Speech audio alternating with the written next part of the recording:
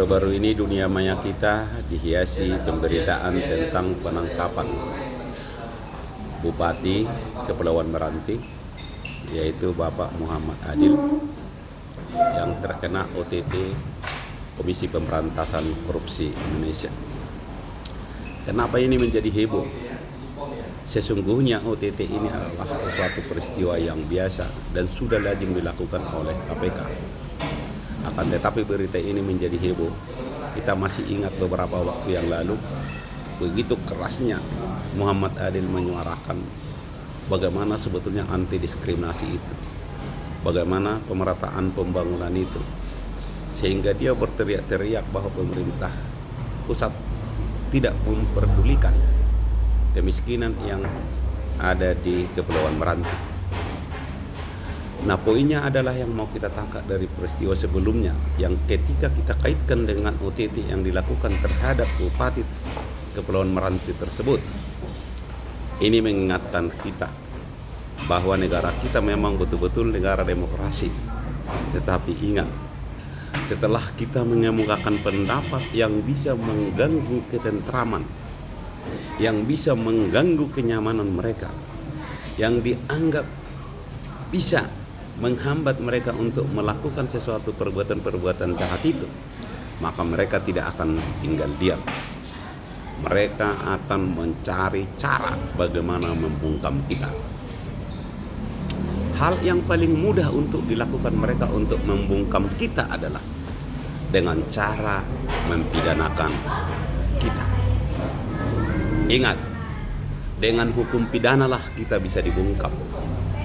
Maka siapa yang berteriak lantang, maka siapa yang menyuarakan keadilan, maka dia berpotensi untuk dilakukan target berikutnya. Ingat, Presiden Uganda mengatakan kebebasan berpendapat memang dijamin, tetapi setelahnya tidak ada jaminan. Artinya apa? Setelah Anda mengemukakan pendapat di muka umum yang bisa mengganggu ketentraman mereka para bandit-bandit itu, bandit-bandit berdasi itu, maka setelah itu Anda harus hati-hati, Anda harus tiarap. Jangan coba-coba melakukan perbuatan yang ada potensinya bisa dipidana. Karena kalau tidak, Anda akan dijadikan target supaya Anda diam, supaya Anda bungkam, sehingga mereka bebas melakukan apa saja yang dianggap mereka untuk menguntungkan pribadinya dan keluarganya dan komunitasnya. Sesungguhnya tidak ada satu pejabat pun di Republik ini yang memang betul-betul cinta Indonesia, yang nasionalismenya untuk membangun Indonesia.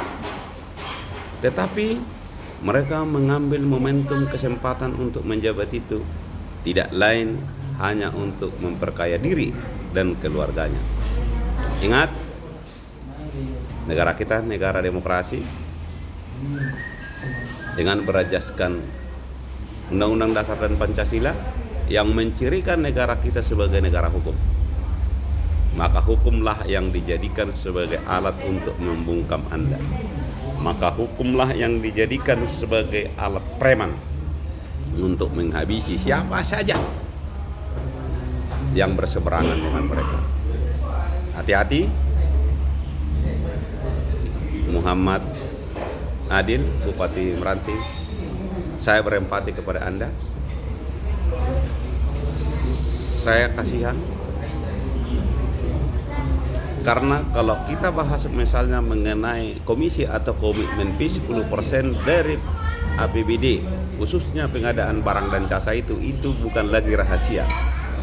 Dan itu sudah semua orang tahu bahwa kepala daerah mendapatkan 10% dari pengadaan barang dan jasa, bahkan lebih. Sekian dan terima kasih.